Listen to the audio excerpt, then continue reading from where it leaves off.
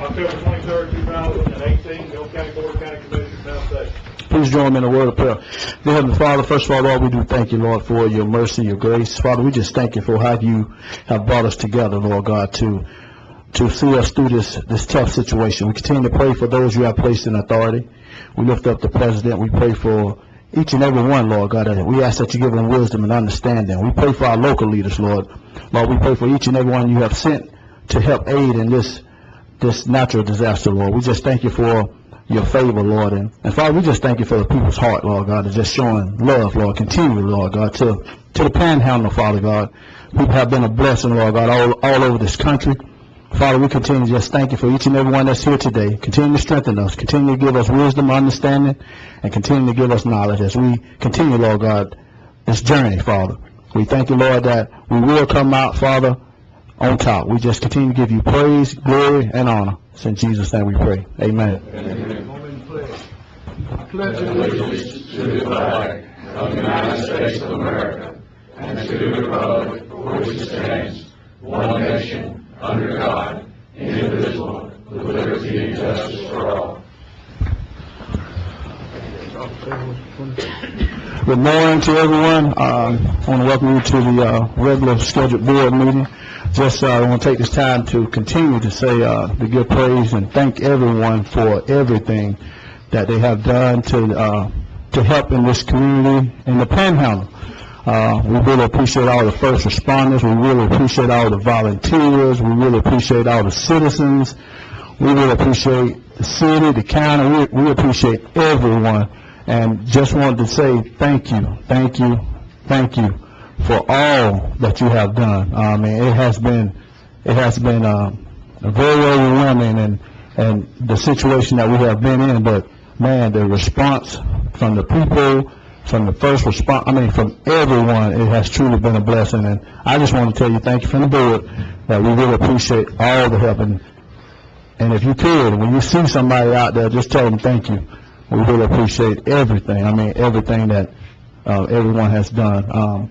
So at this time, before I go to the board members, Mr. Hammond, you going to drive this train? Yes, sir. I've got a couple things I put in front of you, but before we get started, I just want to say a couple things. I want to tell you how proud I am of your staff. The extremely tough conditions, 20-hour days, no showers, it's hard to get along. Everybody worked together from the lowest paid man to the highest paid man. You commissioners were there. The public was patient with us. We had a disaster that none of us could ever imagine. I can never imagine the things that I've seen in the last 2 weeks. But from sleeping on the floor in this building, from the day before the storm, right on through, everybody's carried their weight. And we had some bad conditions, like everybody. Mike Aiken went to the ditch and got water out of a mop bucket to flush the toilets in this building for a couple of days. It was bad conditions. Nobody complained, nobody griped, and everybody worked together. Everybody pulled their weight, and I just want to tell you what a great staff that you have, and how we appreciate the commissioners being hand in hand with us, along with all the other volunteers, to get through this. We've been tested by the wind and the water, and we're low, but we didn't break, and we'll come back stronger than ever. But we're going to have a hard couple of years. The cities are going to have a hard couple of years. Their customer base, their citizens are hurting.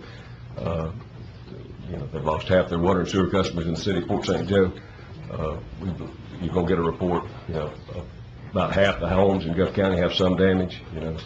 15% are destroyed. Those numbers are staggering, but we will get through it. Survive the tribulation. To add, what was the worst possible thing? We were blessed early on with a very small loss of life from how bad it was.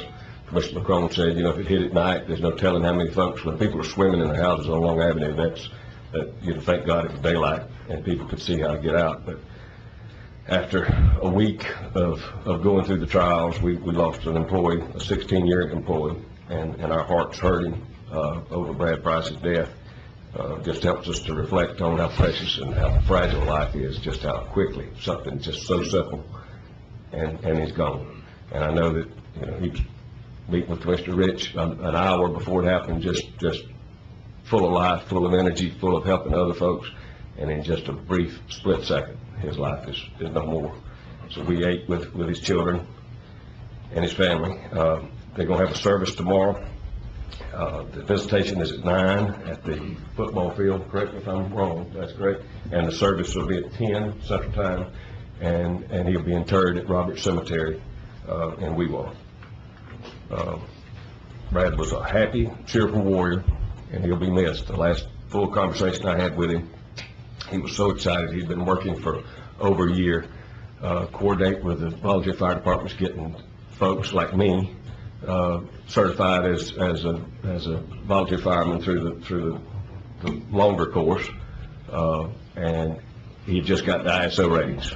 And again, about 3 weeks ago, and he was so excited. I think White City got a 5, and South Carroll County did good. City of Port St. Joe, City of Weewalt. I think there were like 5 departments that he had just gone through, and he had worked so hard for so many months on getting folks trained and getting those inspections done, and just he's always happy and bright. So just helps us to reflect on what's important in life. I'm gonna call on Mr. Hammond quickly because he had to get away, but in your packet that I gave you, I've got 2 items. The first one is to waive the county policy on leave sale back. We don't need to encourage folks to take time off, so if you could approve that recommendation to allow 80 hours of annual leave to be sold from 10/23/18 to 12/31/18. Motion by Commissioner. Second by Commissioner Rogers. Any further board discussion on this? Anyone in the public on this? Any opposition to that motion? Motion passes 5-0. My only other thing at this time is to recommend the board call a special meeting for this Friday, the 26th, at 12 p.m. In order to award the public assistance contract. We'll be receiving those bids. The attorney will give you an update on that later in the meeting, but we're going to need that special meeting. All right, thanks, sir. So moved, Mr. Chairman. Motion by Commissioner Rogers. Second by Commissioner McDaniel.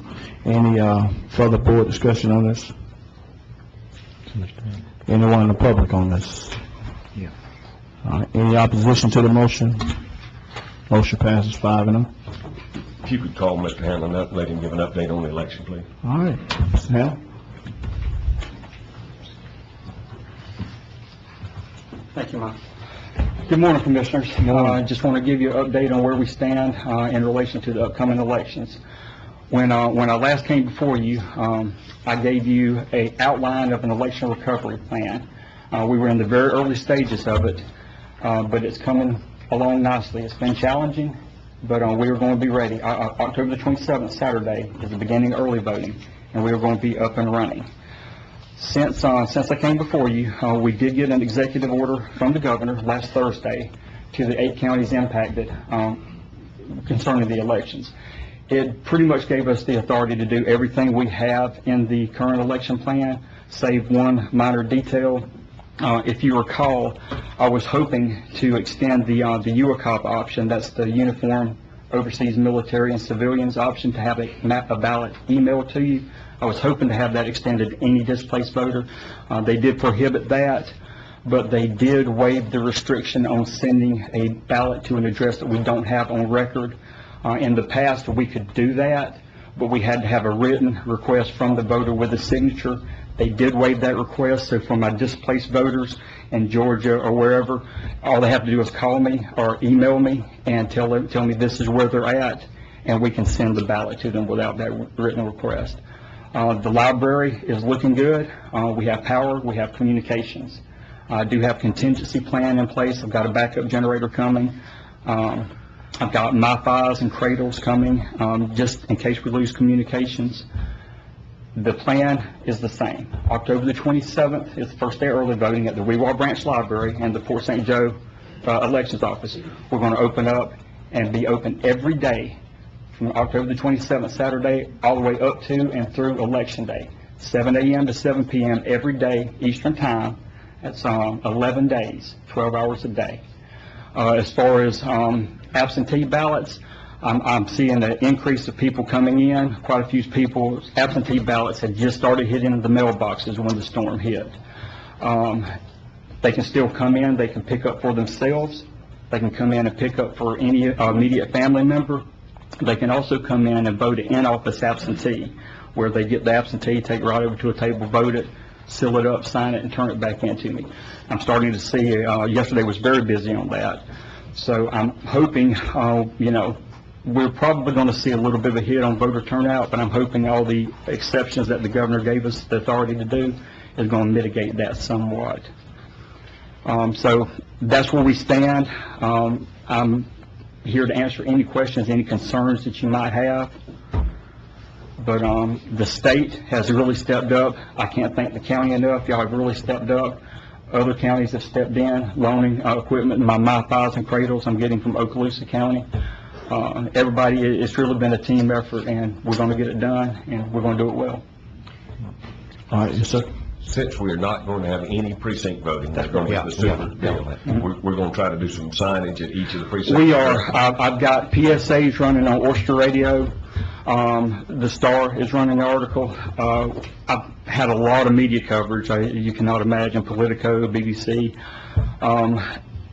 We are going to have signage, and we'll put signage on all of the polling places. I'm also going to have signage just around the cities. Wewall, around the red light seems to be a really good area there. We're going to get the word out as much as possible. I've got it on my website, social media, Facebook, Twitter. So the word is getting out there, as evidenced by how many people we're starting to get into the office. John, Mr. Chairman. Yes, sir. Yes. John, tell them about the universal voting, because people ask me, well, where am I Yes, gonna go? just Explain like that, would you please? these early voting sites, which, is good using them because the voters are very familiar with them. If you go to those sites, it does not matter if you vote in precinct 2, you vote in precinct 8, it does not matter which precinct you would normally vote in on election day. We have all ballot styles in there. The system knows which ballot style you're supposed to get. You will be able to vote at either one of the locations. If a precinct 2 voter comes into my office, they can get a ballot and vote it there. The system, we were implementing a new electronic poll book check-in system. Fortunately, we had it already in place. It has real-time communications, so if a voter in precinct 2 came in and checked in, within 10 seconds, the entire system updates and reflects that voter has voted, and would prevent, accidental double voting. So, Any more questions, board members? thank you, John. Appreciate it, sir. Thanks, sir. Mr. Chairman, if we could call Marshall up and let him introduce Les and his staff. All right. Mr. Nelson.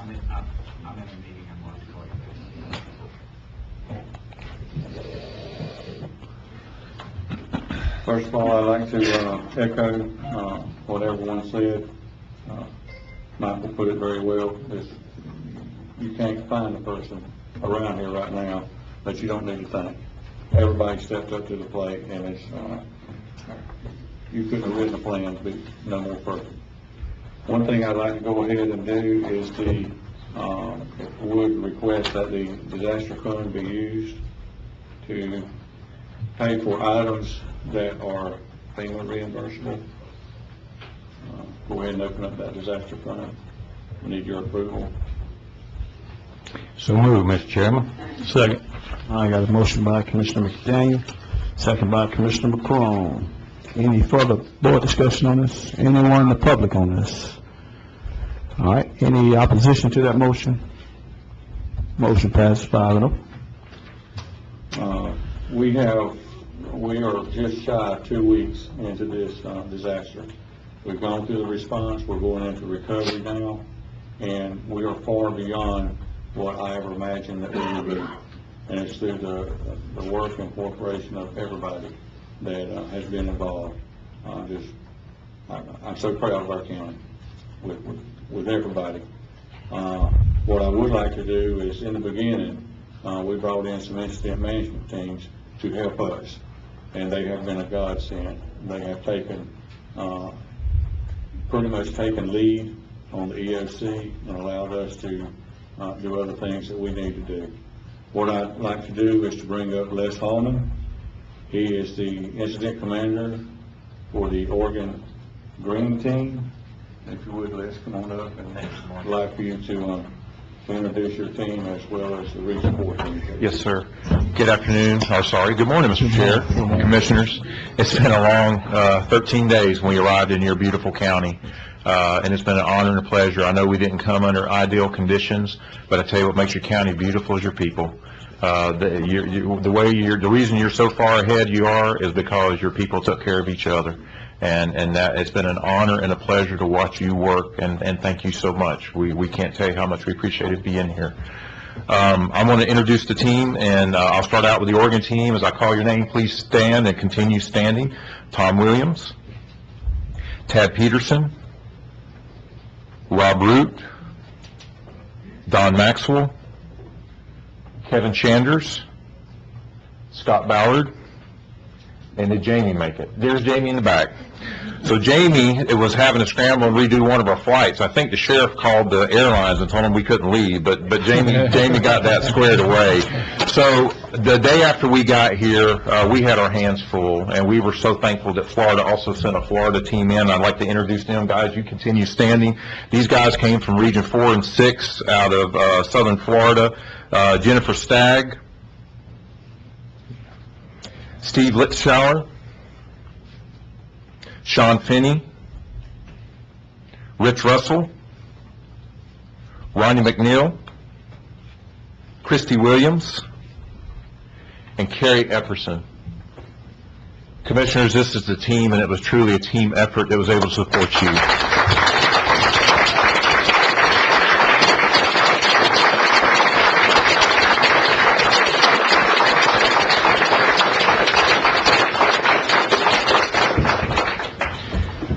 You know, the Red Cross reported out today you got about 50 people left in the shelters. That in itself is amazing. So you're well on your way to recovery, and I tell you, I feel really good. We're leaving you in wonderful hands. I'd like to ask Tuffy Dixon and Dwayne Weiss to please stand. Tuffy is the State Fire Marshal's Office. Dwayne is with Florida Forest Service. These will be the incident commanders replacing us. And like I said, I know both of these gentlemen personally. You're being left in wonderful hands. Thank you. It's been an honor and a pleasure to serve you. Thank you, Les. Thank you, Les.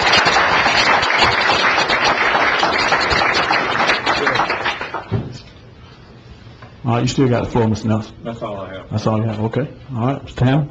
Before we go to the attorney, I just want to say that everyone with the state has worked great with us. We had a few slow ups at the beginning of the mission, I guess you can't say, and I hate to hear mission. I hope I never hear mission again. But our legislative staff couldn't have been better.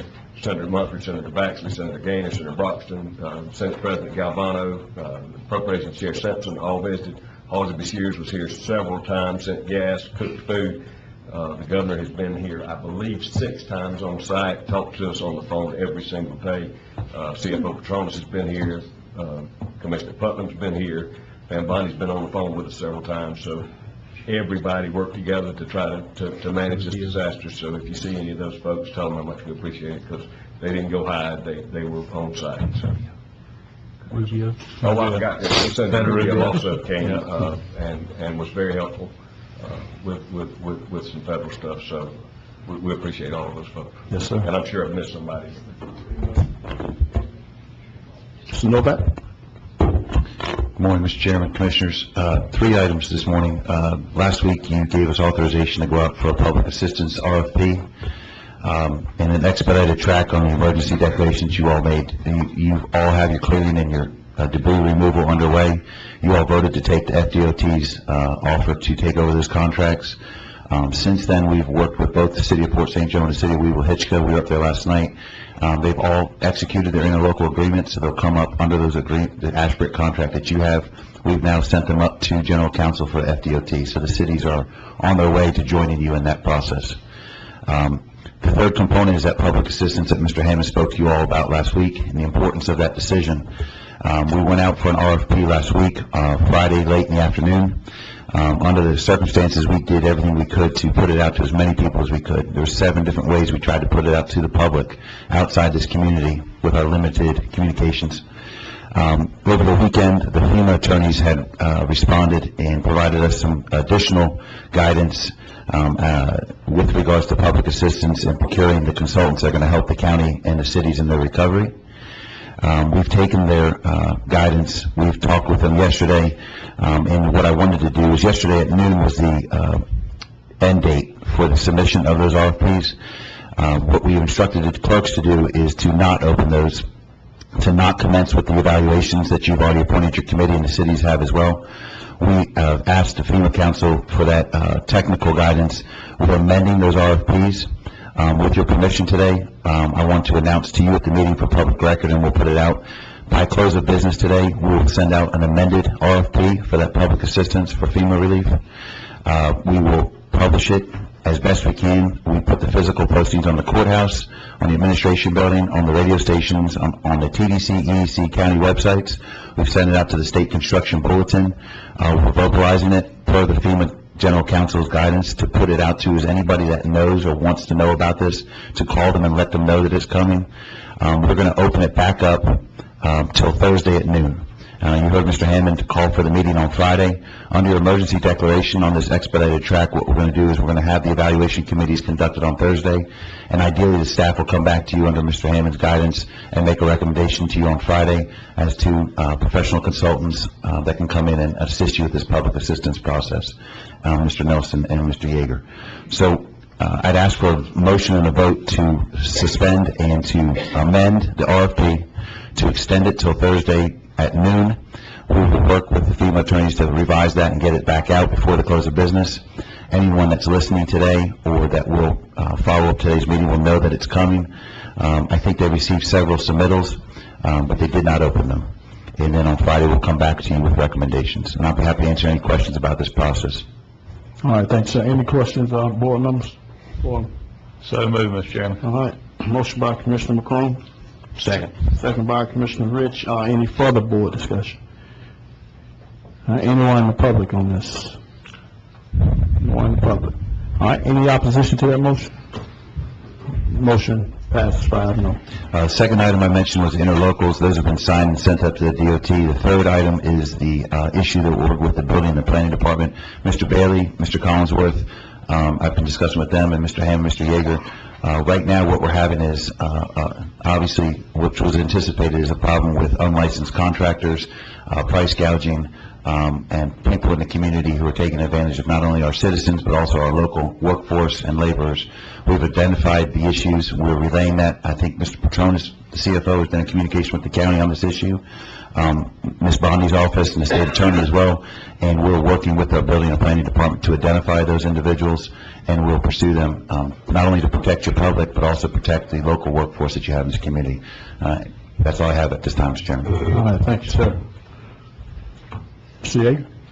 Yeager? Just briefly, and I will be brief, I wanted to echo everything that's been said about everyone helping out and saying thank you. And the general public has certainly stepped up to the plate. They've let government do what government's supposed to do in this situation, but they've also done for each other. And so they've stepped up to the plate to helping each other, churches helping churches, people helping people, and it's been awesome to see.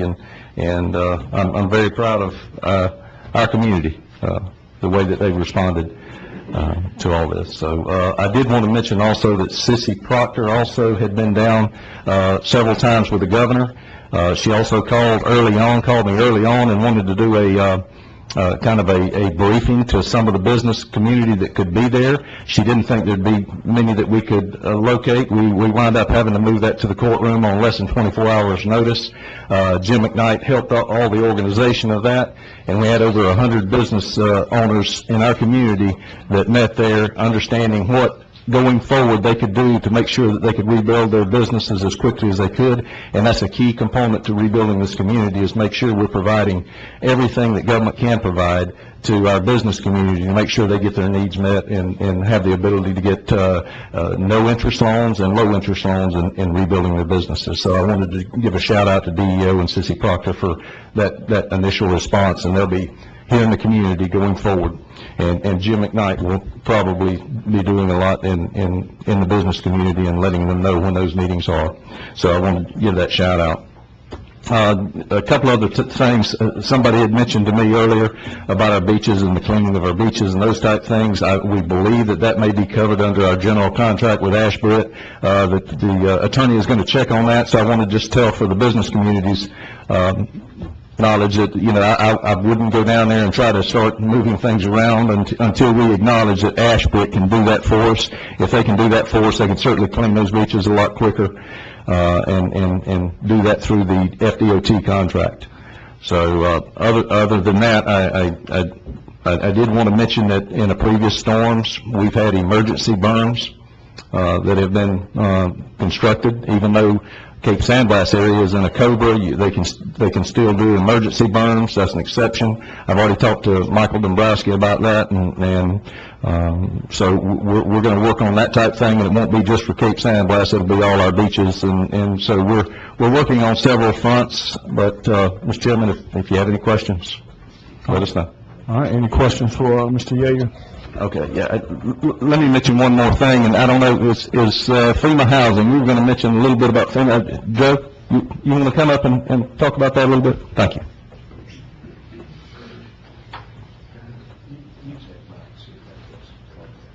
Hey, good morning. John Ford with FEMA. Again, we're here at the request of the state, supporting the state and supporting here in Gulf County. We're going to have a meeting this afternoon at the request of the county. The governor made a promise. We're going to talk about housing today at 2 o'clock. So we're going to have the FEMA Region 4 Administrator Grace Check here to discuss housing, but also the State Emergency Management Director is going to be here. We're not going to get out in front of the state just yet. It's going to be the state. Whatever the state wants us to do and us to support, we're going to work with the state and what we can do here for Gulf County. 2 o'clock today, and I believe it's going to be here? Right here. Yeah, right here. And we got approved for TSA yesterday, if you didn't come. Yes, TSA got approved yesterday, so folks can start utilizing that. If I could, Mr. Chairman. Yes, sir. Just to clear something up that got put out, that the county ordinances were prohibiting temporary housing, and that's not true. Absolutely not so true. if you hear that, that is not true. So just... Thanks, sir. Yeah, that's all. Any other questions? All right. Thank you, Mr. Ford. Appreciate it. Mr. Yeager, you done? All right, Ms. Carey, you got something? I do have something this morning. Thank you, Lee.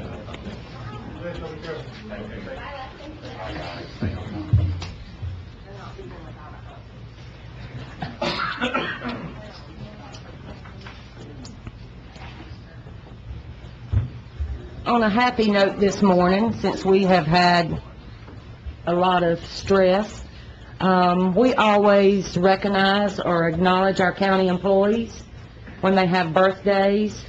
And we missed Mr. Joe Paul last week. It was his birthday. And also, today is Mark Cothran's birthday. All right.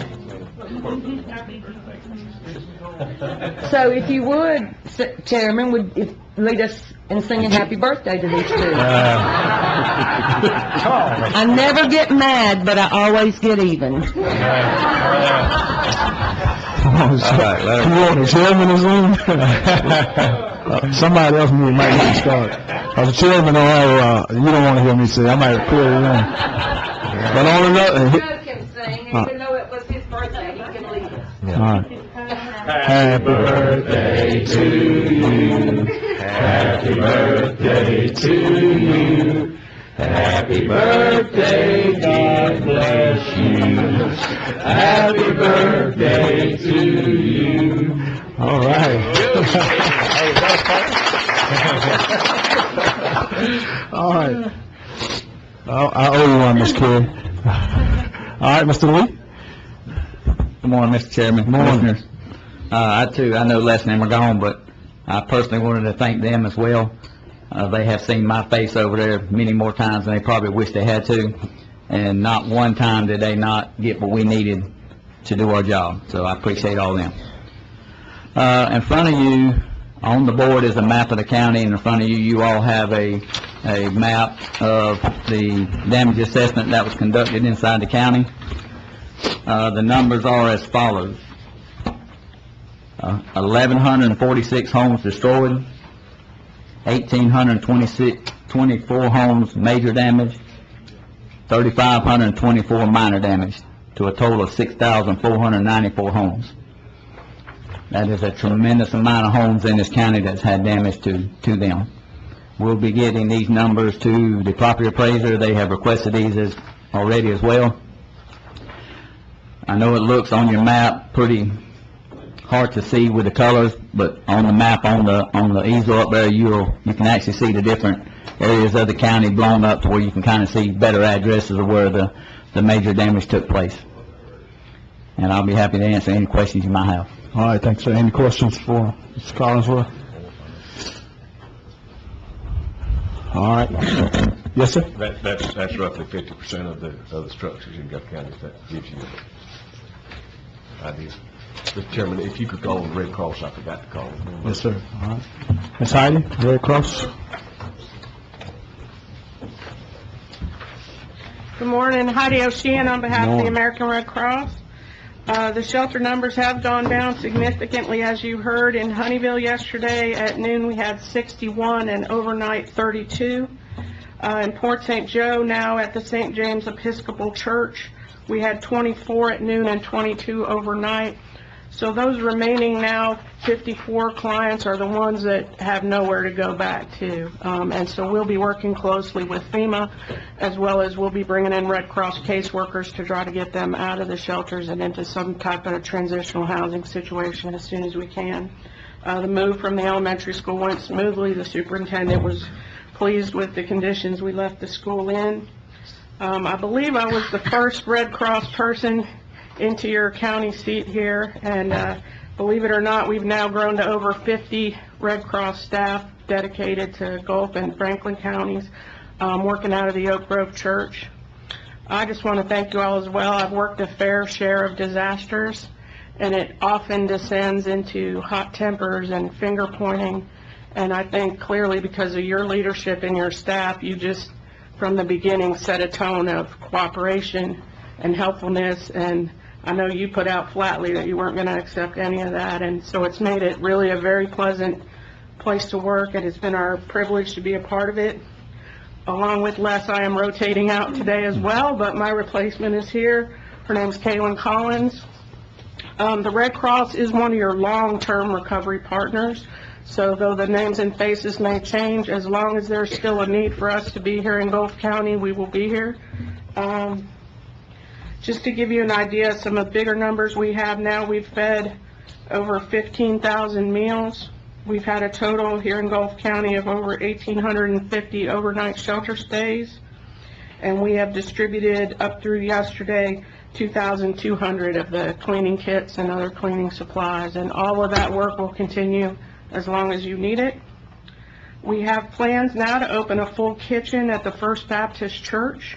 That is supposed to be arriving today and tomorrow and should be ready to start serving on Thursday. Again, as long as there's a need for that hot meal distribution, we'll do it. That's all I have. Any questions for the Red Cross? Any questions, guys? Thank you for your service. Mr. Chairman, I personally want to thank this lady. Yes, absolutely. I think we met several times every day, or I might have missed a day. I've been very busy. But anyway, young lady, you're to be commended. Thank you. For the outstanding and the patience. I saw some of the going on, and but you're truly a blessing. Yes. Thank you. Not only to this community, but to the Red Cross. Yes. Thank you very much. I appreciate it. And Thank you. I did forget to thank Mel Magison. He's a local yeah. Port St. Joe, long-time resident here in your community. He's a board member with the Red Cross, and he was a tremendous help to us. So thank you, Mel. Yes. And thank you all very much. It was my privilege. Thank you. Thank you. Thank you. Appreciate you. Thank you.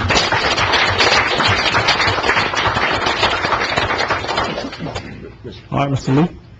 Mr. Chairman, one thing, we just ask everybody to be patient. We're going door to door ahead of Duke Energy, trying to check, we're having to check every single meter box in this county.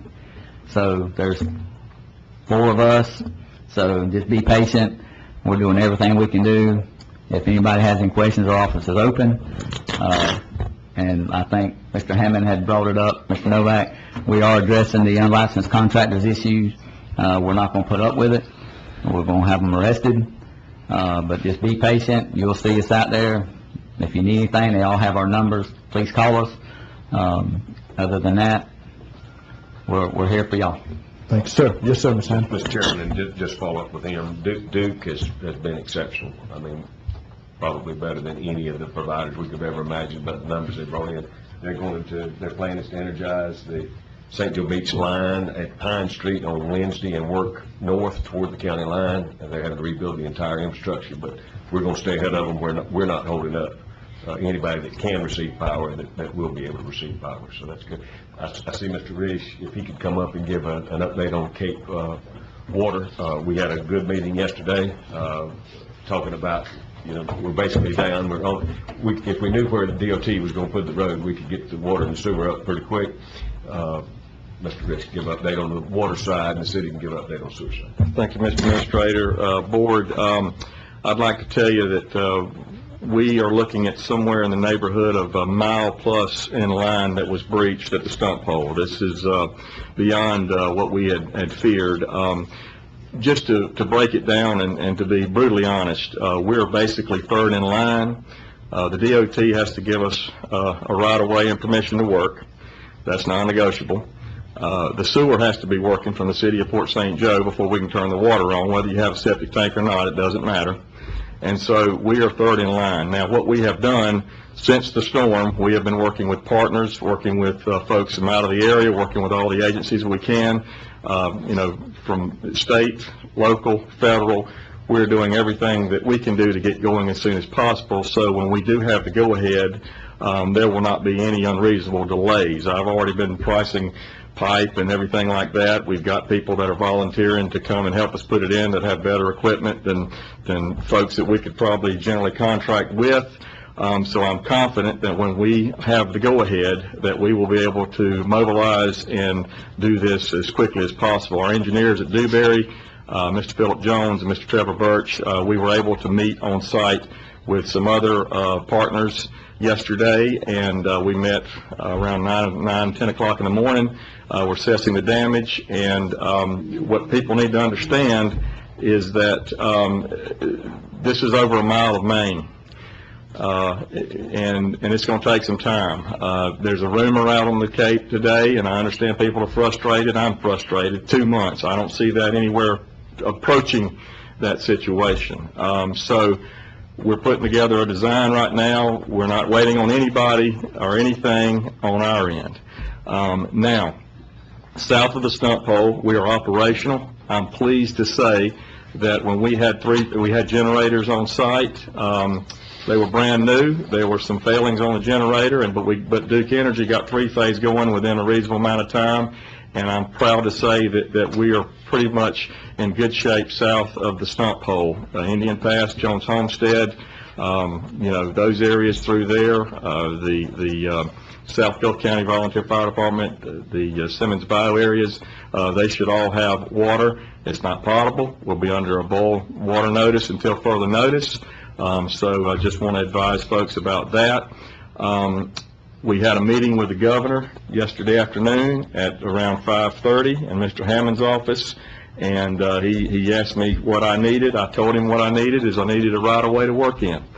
By 8 o'clock, his deputy chief of staff called me on my cell phone and said they had directed DOT to be out there this morning working on that. Now, we can't do any more than that. I'm happy to listen to any suggestions that the general public or any official has, but I feel pretty confident between Dewberry Engineers, which is a multinational, the governor of the state of Florida, and all of the things under his auspices, that with this time we're doing everything we can. We feel like we have our funding together. We feel like we have our partners together. I know the North Cape folks are frustrated. I cannot do a thing about this other than what we're doing right now. So we're going to be in a hurry up and wait. But at this moment, there should be no delay on Lighthouse Utilities Company in providing this service when and if we can begin work. So I'd urge people patience.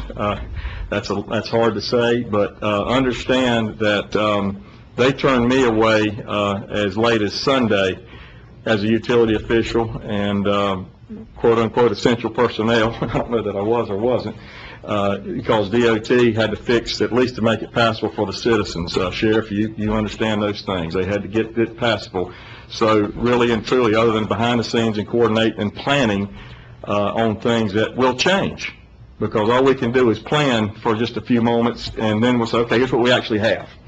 And the engineers today are working on several options. So I'm happy to take a question from the public. Oh, I do want to remind you, I will be at the North Volunteer Fire Department, the Cape Volunteer Fire Department, South Gulf County. I'll be at the North Station out near the State Park tomorrow at 9 o'clock to address any citizens' concerns. It'll probably be a regurgitation of this speech, which, unless I know something new. So another thing, our office facilities were destroyed as far as our administrative. We're shoestringing there, and we did not get adequate communications. I think you could safe to say to transfer data and put up things like that probably until 2 or 3 days ago. So our focus as a water utility has been to continue to provide water where we can, and that's been very good where it's available. We did not sustain any damages at our main plant, and it's running like it's supposed to run. So I will be out there to field questions. Understand, general public, I'm going to try to do daily updates, and regardless if it's a regurgitation of the one before, but we're in a situation to where we're looking at a mile plus of line, and if I had it sitting there next to the stump pole, I couldn't put it in right now. But we are doing everything that we can do. Is there any questions or comments? Mr. Chairman, so that everyone knows, and I sat in on those meetings yesterday with Jay, and if the DOT would give us, we're waiting on DOT. If they would give us the green light, we can start laying lines tomorrow. So that's where we're at. Well, that's where we're at, and also, you know, I don't expect a lot of problem, but there's DEP. That's right. They have to permit any lines that we put in, and so I don't expect anybody to keep a permit on their desk under these conditions. I'm sure that'll be expedited to the nth degree, but the main agencies that are going to delay us, and I don't think there's any delay unnecessarily like normal times, are DOT and DEP. And our engineers are going to be working with that, and if they run into an issue, they're going to call the governor. Now, I want to say this. We have the governor's ear. And this isn't just, well, we're going to get a switchboard up there and we'll get back to you. Governor Rick Scott is doing a phenomenal job. His staff is doing a phenomenal job. This county is doing a phenomenal job. We cannot manufacture services if lines are in the ditch, power poles are down, and all of that. So I think where we've been for what we had to deal with, you know, we're just all in this thing together, and we're rolling at a pretty good clip. You know, somebody at the North Cape would say, I don't agree with that. I understand that. I humbly ask them for more patience, and we may be looking at days and weeks, but I don't think we're looking at any 2-month situation here on anybody's part. So that's kind of where we are. Thank you, Jay. Jay, I have one question. Is an above-ground pipe with temporary solution, is that an option? Not really, because the time you engineer something like that, and if you can get it in here, we feel like we're on a time frame to go ahead and fix it right away. People have asked me about military-grade fire hoses. I had somebody said, why don't you go to Tyndall and go get some military-grade fire equipment? I said, Tyndall's not there, with respect. So, and I'm not, I mean, and I appreciate those things. Jay, so that everyone knows, we had that discussion yesterday about the temporary.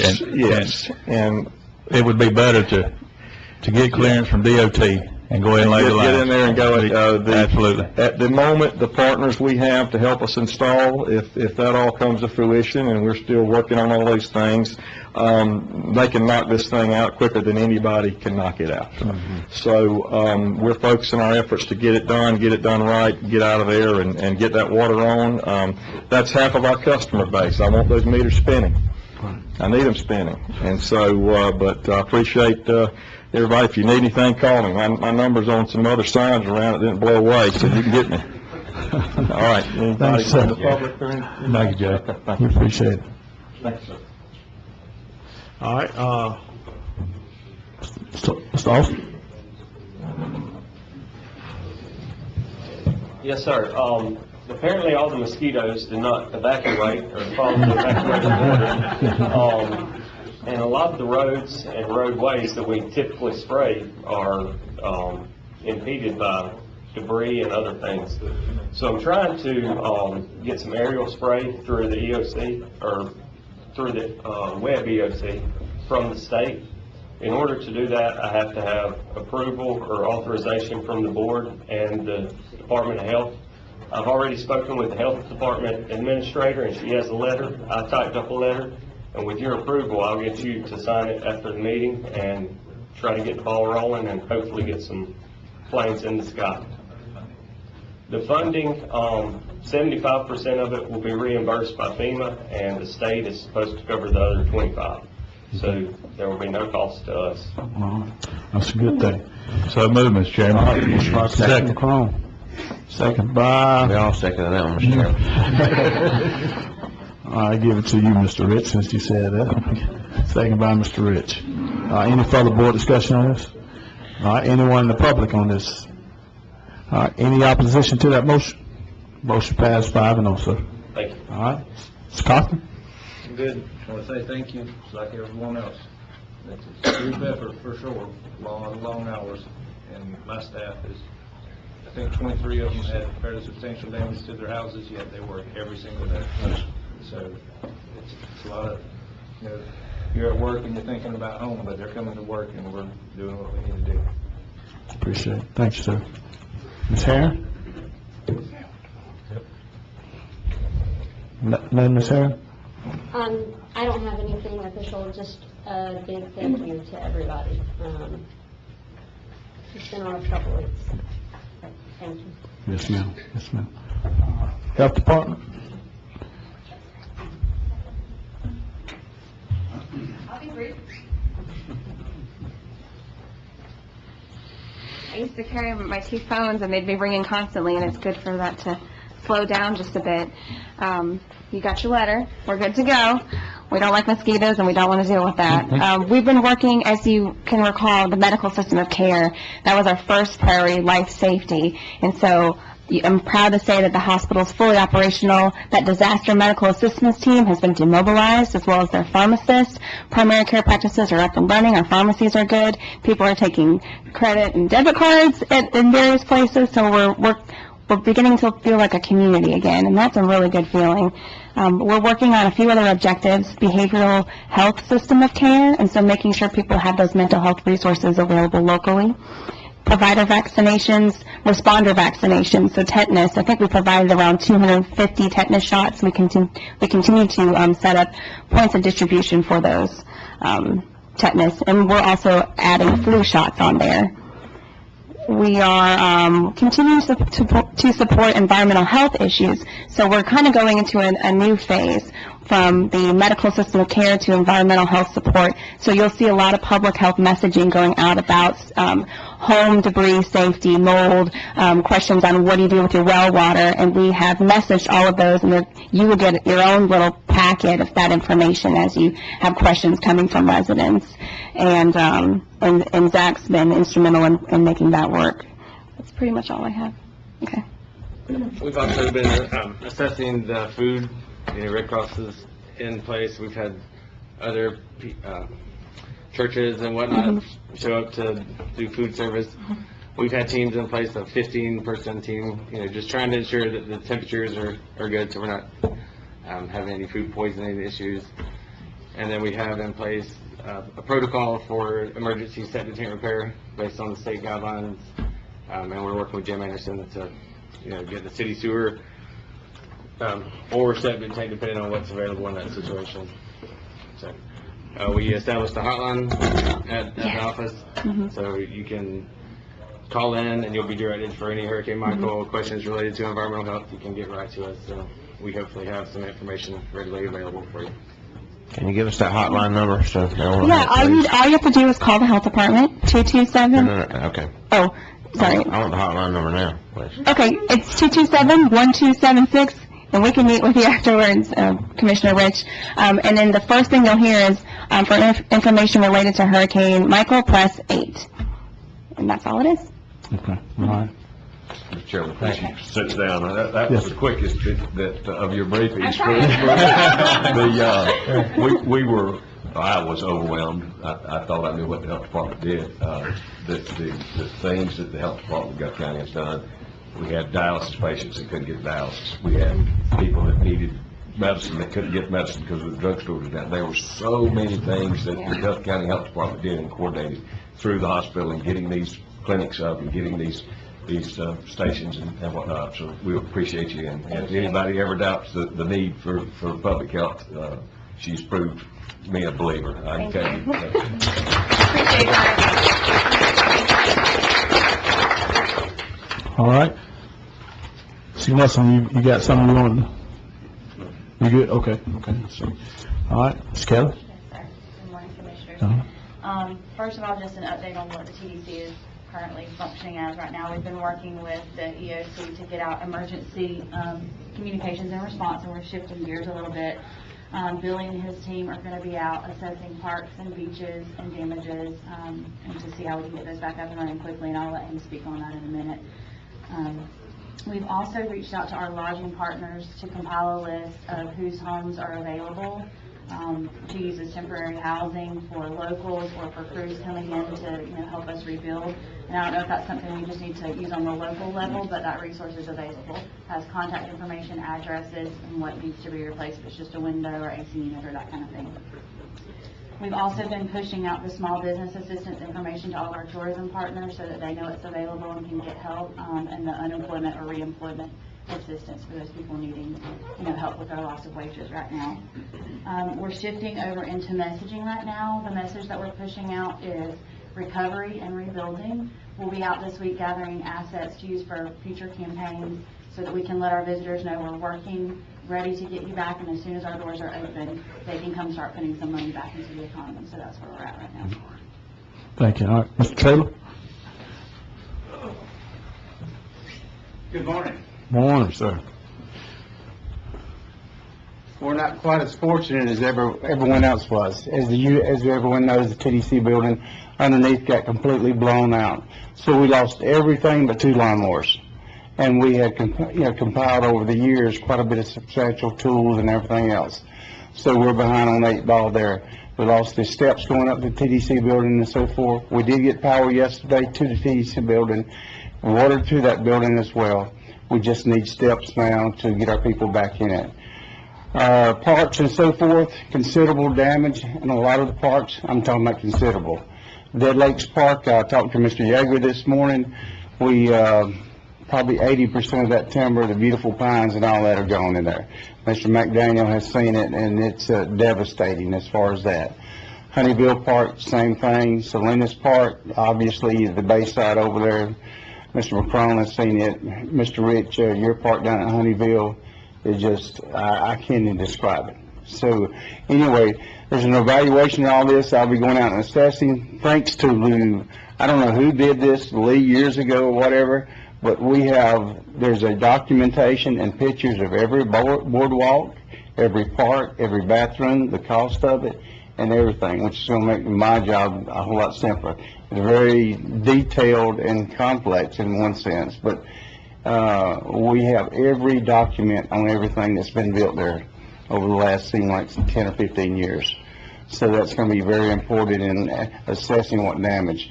But and I mentioned this to Warren this morning, if we could get Dead Lakes Park, that would, 6 weeks, according to people like Mr. Whitfield, Ted Whitfield that is, and so forth, according to him, the timber's only good for about 6 weeks. After that, the deterioration of the wood just goes, and it's not even salvageable. So I am going to try to make contact with him and see if he can get the wood out of the Dead Lakes Park. We have people wanting to actually go in and really truly hook up so they can work out of that area. I wish I had some good news. The good news is we're going to work on it as hard as we can and get these assessments done and so forth, because our parks are vital to the community. Also, our bathrooms, to be very honest with you, still on the north end, and I'm sure on the south end as well. We have people still that don't have electricity. They have no bathrooms or anything, so we would like to try to get some of those bathrooms open for the public. It's challenging. I know there's 10 million things that everybody needs to be doing, but, you know, we're gonna work on our part and try to do the best we can. Any questions? All right, thanks, sir. Any questions? No, sir, I tell you, I want to thank Mr. Billy personally. I couldn't go anywhere without seeing him. He had his wheels rolling from daylight to curfew, probably before daylight to curfew, every day, and he's gone above and beyond to help assist anybody, any way he could possibly. So, my hat's off to you, former commissioner. Well, I appreciate it, but these people right here, they're wonderful, and I appreciate them because I know they put up with me at times. They had other things to do, and I want to thank everybody, commissioners as well. Thank you. Thank you, sir. Thanks, sir. All right, Mr. Whitfield? I want to commend our EMS employees. They stood up to the plate. They put in many hours extra. The crews that come in, the strike crews on ambulances, they done an excellent job. They were real friendly. They did with the public. And without them, we couldn't have made it through this. Initially, after the storm, we had an additional 20 ambulances available to us. We decreased that periodically since then. We're down to 10 now. And after this week, we'll probably be down to our own crews unless we see a need for 5 more. And then we'll try to reapply for them. We had one ambulance go down during the storm, and it's still at the county shop being repaired.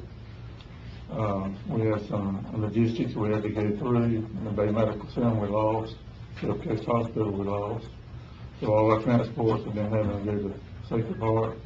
And there we've been having transport in Destin, Tallahassee. Those are 5-hour transports. So we're still going to be dealing with that in the future until we get something worked out with Bay County. And we don't know when that'll be. So we still got lots of problems ahead of us. All right, thank you, sir. Any questions for Mr. Whitfield? All right, Mr. Joe Paul? Thank you. Good morning, Mr. Chairman, Commissioners. Good morning. I do have something to bring up, but I would like to make a comment. And I know that the Region 4 and 6 fire strike teams have left.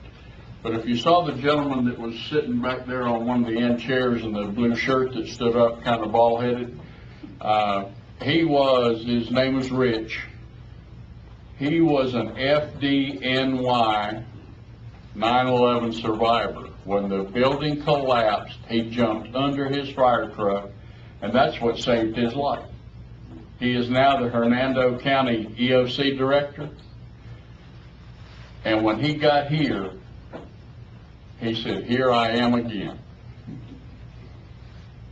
So the enormity of this situation was evident to them, and that's why they work so hard. But he is a true American hero. And I know they've left today, and I was kind of hoping he'd stay because he really didn't want me to tell that story. But he said once that was over with, he told his wife, he said, "I'm moving to Florida." So we're glad he was there. Yes, sir. Also, Miss Heidi right here, my first concern when I got here was I knew I was going to be working 12 hours a day, but I wanted to make sure and have the veterans taken care of. And so I'm looking up things through the VA, and Heidi says, "Well, I've got the Air Force Aid Society and the Army Aid Society and everything." She pushed emails to me. We got them out to the PIOs, and I've actually had veterans call me and thank me for that. And I do know veterans that have gone to those assistances and had as much as $500 in their account the same day. So you can't ask for better than that and help for our veterans. One other note for you. In front of you, I placed a letter that I would like to request approval of the board and permission for the chairman to sign to go to the Florida Housing Finance Corporation. They do have $5 million disaster relief funds in their coffer. And I have requested, based on the numbers that was provided to me yesterday morning early, which are, of course, have increased since then per Mr. Lee Collinsworth, I've requested that we ask for relief funds in the amount of $750,000 to help rebuild many of the very low and moderate income families. And if you've been through the various areas and looked at some of the homes there, commissioners, there's not a home there for them to live in. And we do have some plans we're looking at. We have some contractors we've talked to, local contractors, and we're prepared to move forward if they do that to us. With your permission, sir, if y'all would approve it and allow the chairman to sign, I'll send this letter out today. All right, thanks, sir. So moved, Mr. Chairman. Motion by Commissioner McDaniel, Second. second by Commissioner Rogers. Any further board discussion on this? Anyone in the public on this? Anyone in the public? All right, any opposition to the motion?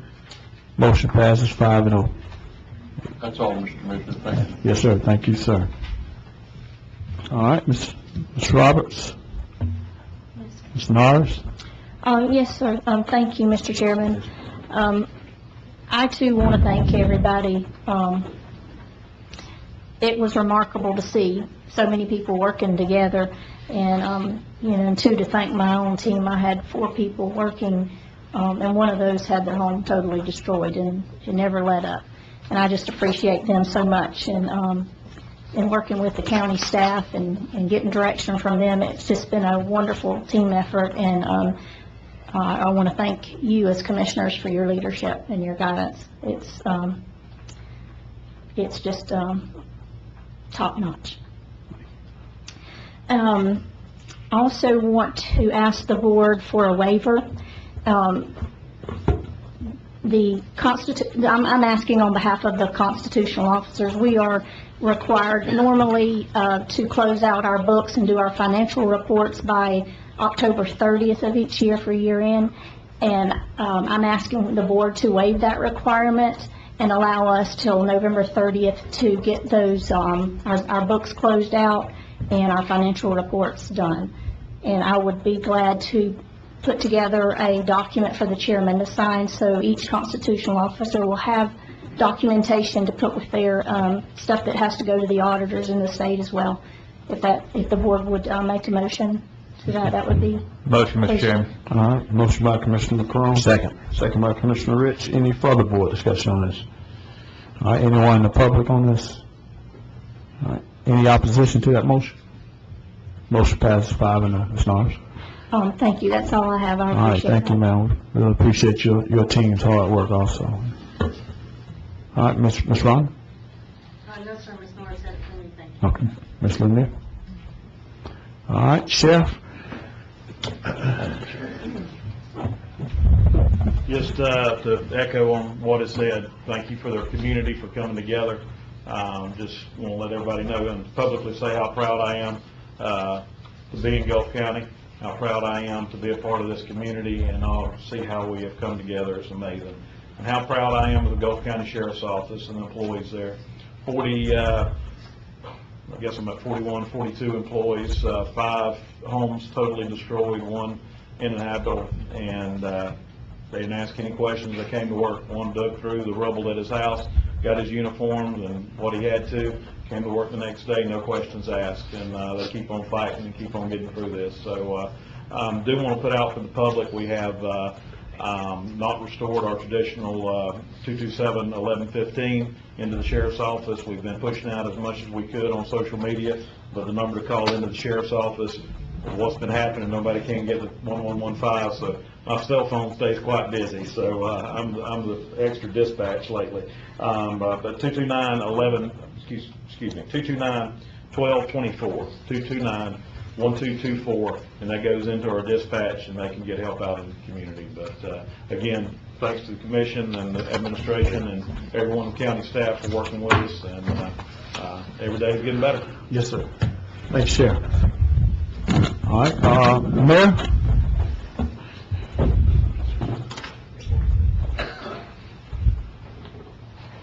Without taking up a lot of time, I just want to echo to you, Mr. Chairman, the board members, staff, from everybody that's helped. It has been terrific. Couldn't ask for more. The governor has been real good to us. The city's up and running. We're producing water. We got sewer going. Over in White City, y'all got electricity? Parts of it. Okay. That's the only place, that we got to worry about our grinder pumps, make sure they're working on the sewer side. At the stump hole, north of the stump hole, we're in the same situation as Mr. Rish is. We're waiting on FDOT. to get to where we can do it. Our sewer lines, we're ready, we're just waiting on them. The city at this time is having daily meetings at 2 o'clock in the afternoon, Eastern Time, out on Garrison. So anyone who would like to come to our meeting today at 2 o'clock, please do so. At that time, we will be able to give you a little better update on things that's going on around the city. Our city manager, Jim Anderson, he's real busy doing things. I can't thank him enough for what he's done. He's worked diligently and hard, and also for the workers of the city. I mean, when we first started this thing, you can't believe the number of water leaks we had everywhere. They were diligent, hard, long hours, hazard weather, and we're pretty sure we got most all of the leaks gone, stopped. If anyone does notice there's a leak somewhere, please call City Hall. The lines are working up there as far as telephones, and report it, and we'll get somebody in there to work on it right away. As I say again, we'll have a meeting at 2 o'clock today, and all our staff will be there, and we'll be able to answer a few more questions that I may not have the answers to, because I have not been in the field hand-to-hand working like they have on these water leaks and things. Is there anything for you for me? Any questions for the mayor? Just one thing, just make sure you please to reach out to Mr. Hammond after that, because we're going to have that 2 o'clock meeting also, so just might want to reach Mayor, out. I just want to tell you again, Jim has been great to work with from, we had a crisis today. You know, our first crisis, we were having houses burned, we didn't have any water, so the city got the water up. And then we're having a crisis with sewer, we got the sewer up.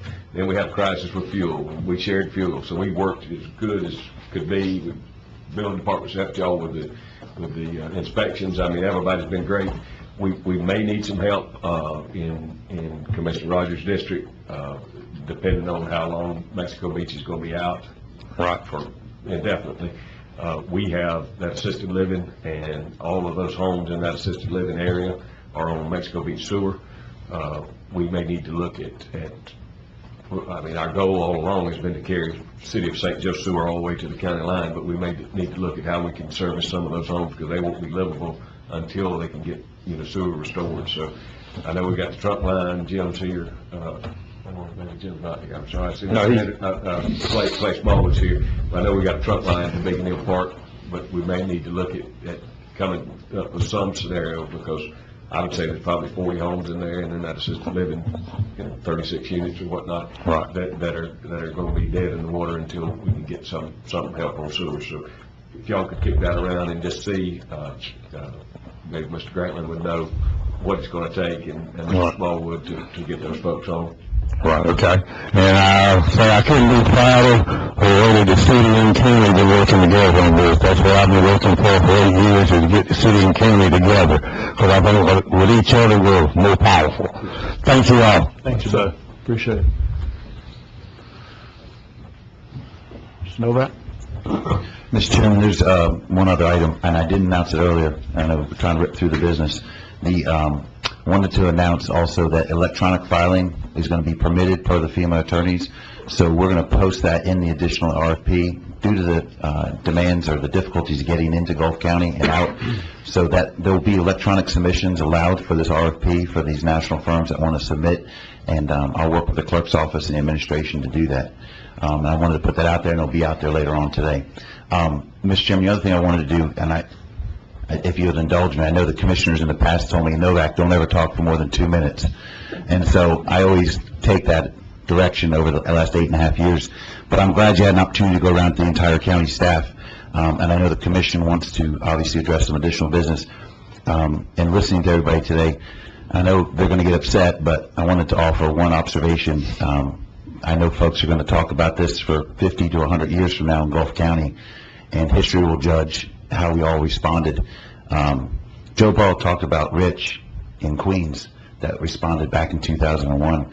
My wife and I moved in the footprint of the World Trade on September 9th that year, and I watched how that community and that city responded in the months afterward and the years afterward before we both moved down here 15 years ago.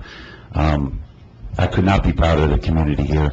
And I thought to myself back then, 18 years ago, the leadership that was required in that time of need for that community. They were knocked down. Each day after this disaster, we went out to the beaches and the fire departments out on the Cape as best we could before we got this relief.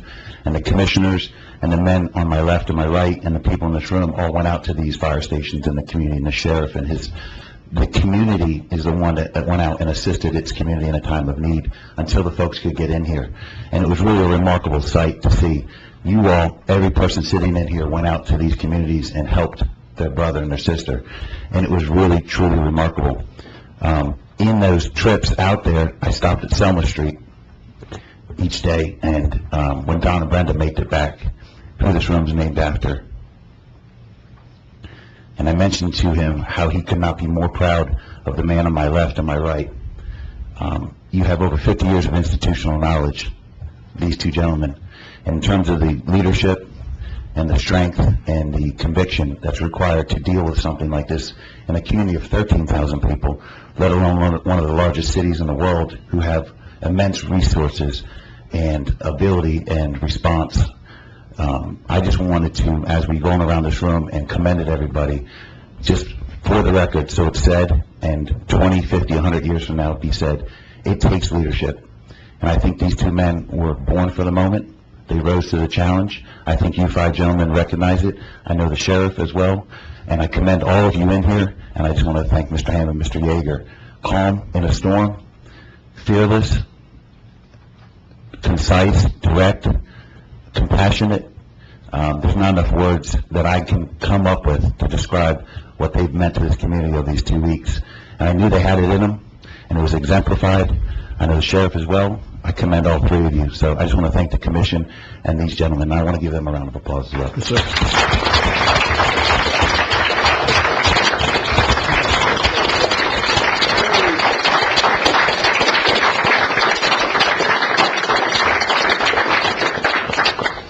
I have nothing further, Mr. Chairman. Thanks, sir. All right, commissioners.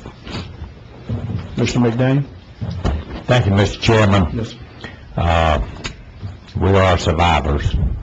We are survivors, and we will overcome. Mr. Chairman, I have one item to bring before the board and ask for board approval. I would like to, and I'll place this motion on the floor just a minute, in just a moment. I would like our county attorney, Mr. Novak, to contact the Region 1 director, the regional director for Region 1 with the Department of Corrections, Ms. Angela Gordon. We have some grave concerns with Gulf CI, and I would like to arrange a meeting between myself, the attorney, Mr. Hammond, City Commissioner from Weaver Hitchcock, that we have a sit-down, eyeball-to-eyeball discussion with the Region 1 director, and that's my motion. All right, so we got a motion by Commissioner Second. McDaniel, second by Commissioner Rich. Any further board discussion on this? Anyone in the public on this? All right, any opposition to that motion? Motion passes 5-0. You have the... Thank you, Mr. Chairman. Thanks, sir. That's all, sir. Thanks, sir. Mr. Rogers? Well, I was gonna bring up the problem at Mexico, or Beacon Hill, but, Mr. Hammond, no problem. Now, you're the one I was gonna assign to, and you and, Mr. Jim Anderson to try to work something out. I did hear today that, Mexico Beach was making progress with their water. I'm gonna follow up on that and make sure. The only other thing is between the help from the staff and the strike team that just left, we got our red lights back in St. Joe working, and that was a blessing to everybody. Yeah. Yes, sir.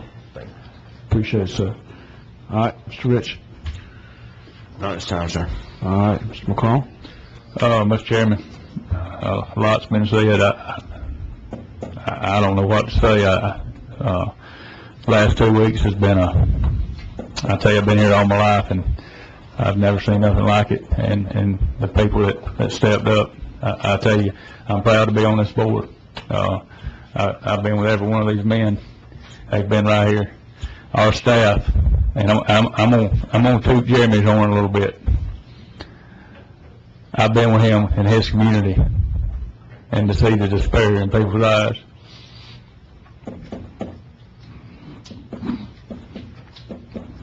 When they thought they didn't have any hope,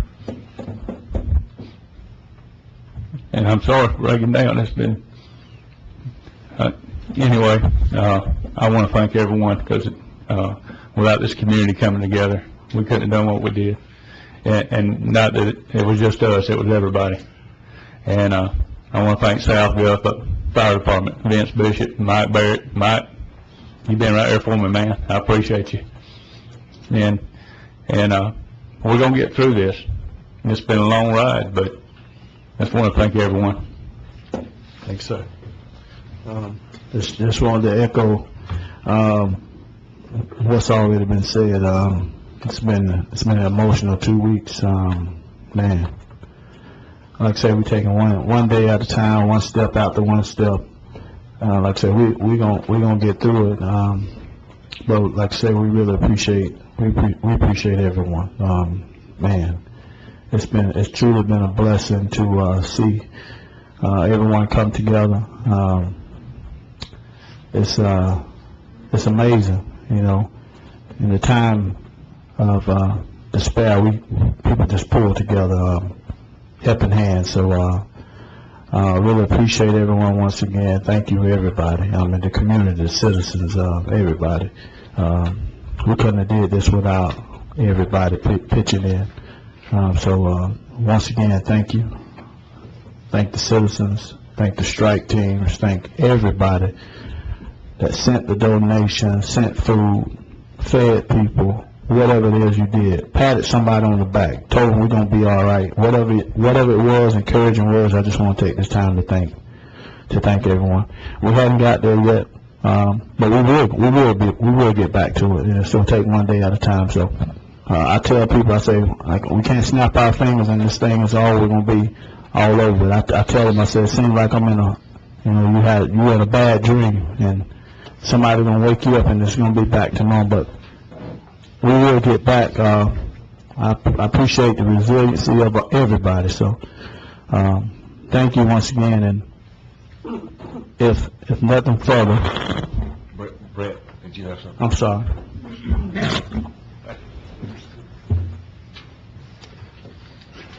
Just real quick, I did want to echo just what just about everybody has said. Commissioner McCrone, I know exactly what you mean. When people didn't know when they were going to have fuel, when they were running out of fuel, and we didn't know when we were going to get it to run their generators, and it was hot, and it's just unbelievable what this community has been through and stuck together and helped each other out. And in the city of Weewa as well, I went up there one day last week, and it just unbelievable. But two, I wanted to give you an update on what's going on as your risk manager, handling all your risk management and your insurance. We got an adjuster that came down last week. We got a good part of the cake, couldn't get on the north end. They turned us around. Got some of the stuff here within the city. They're sending a second adjuster down. It's going to be a long process. Mr. Collinsworth is helping out with that as well. I spoke to Mr. Traylor as well on their issues to try to get them up and running and get them some money. But I'd ask all the department heads to put a list together of items that are damaged that we can give to our adjuster to make the process a little bit quicker. Also, any structural damage in your facilities, Mark, and just try to list it. It'd help out with each and every department to make the process a little bit quicker. I've been told by the insurance company this process could take up to a year. So they want to get us money as fast as they can, but the adjusters have to do their work too. So that's your update. All right, thanks, sir. Any questions from Mr. Slaughter? All right. Before we close, anyone in the public? Come on up, sir. Mr. Chairman? Yes. I do have one that signed up this morning. Okay. All right. You hold on one second, sir. We're going to get the one that signed up, and then we'll let them come up. Tameen Chaudhry, U.S. Small Business Administration. Come on up, sir. Good morning, gentlemen. Thank you for having me. I am Tamim Chaudhary from U.S. Small Business Administration. I just wanted to give everyone in the room an update on what we're doing. Yes, sir. First off, as most of you know, we've set up a business recovery center at the Gulf Coast State College. Although geared towards businesses and nonprofits, the word I want to get out is it's definitely for homeowners and renters as well. We've already had people coming in.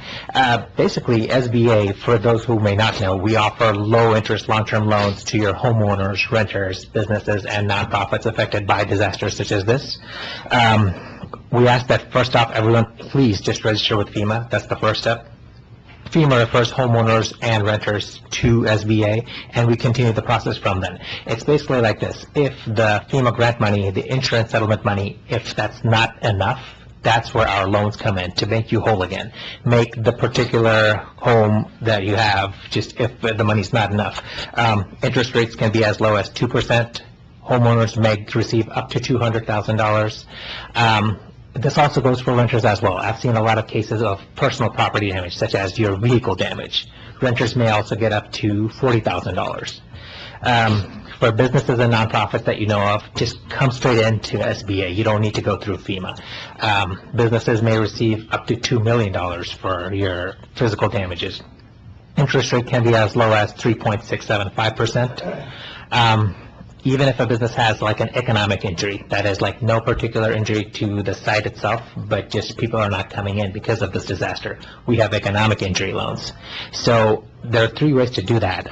Basically go to disaster assistance, it's disasterloan.sba.gov, but I ask people to just come in because we're right here in your community. So that's like the best way to get more information, and I'll give all of you my cards because I'm sure there will be follow-up questions, so I'd be happy to answer any questions afterwards. Our hours here at this year Gulf Coast State College, there are from Monday through Friday, 9 a.m. to 6 p.m., Saturday from 10 a.m. to 2 p.m., so anybody interested, just please come on in. We've got the loan service representatives right there because they'll help you fill in the loans. Not all of us are that computer literate to just go through piles and piles of documents and upload them. If there are any questions, I'd be happy to answer them at the time. Any questions? I appreciate your time, gentlemen, and I'll leave all of you my cards, so just in case you have any questions afterwards. Appreciate Okay. that. Yes, sir. Appreciate it. Thank you, sir. Thanks, sir. Appreciate it. Yes. Thank you, sir. All right. Anyone in the public? When you come up, just make sure you state your name for the record and your address, please. Good morning, I'm Bill McGee from Cape San Blas, resident for quite a while here in Gulf County, known by many.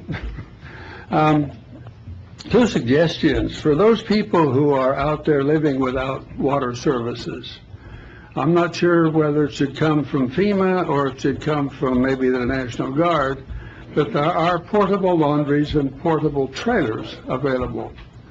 They're utilized with, of course, you get a water truck, some electricity, and a place to dispose of the waste, and you're in good shape. So if those things could be procured for this temporary period of time, the folks who are trying to live out there, work in their homes, having a place to get to clean clothes, some place to take a shower would be very much appreciated. Okay. Thanks, sir. Thank you. Thank you, Mr. McGee. Come on up, Dr. Hartman. We're going to get you since you're up front.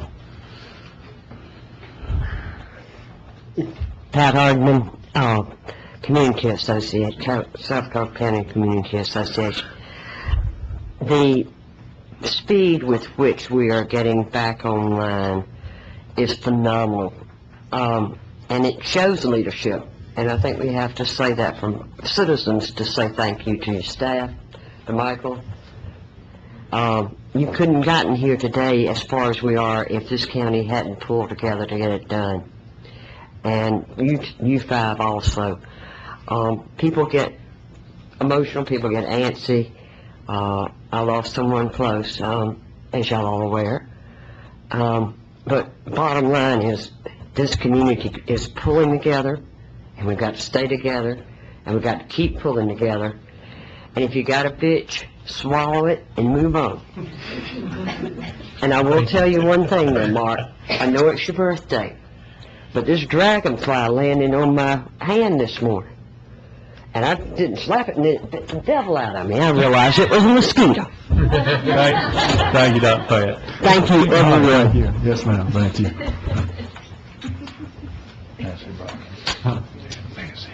Oh, yeah. Oh, Ms. Brock, come on up, please.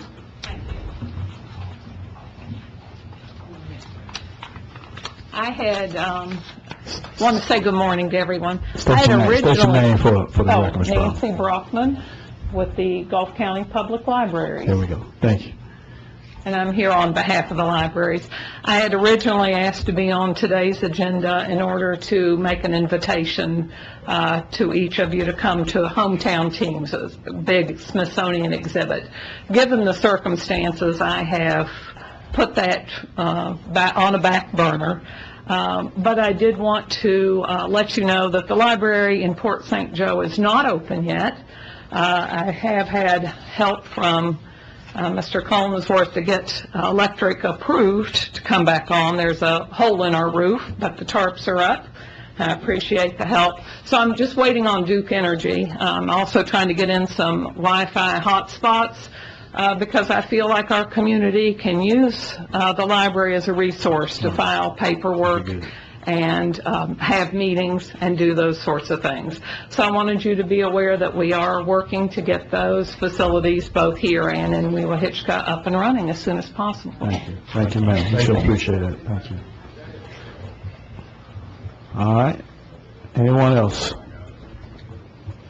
Mike. Come on up, Mike.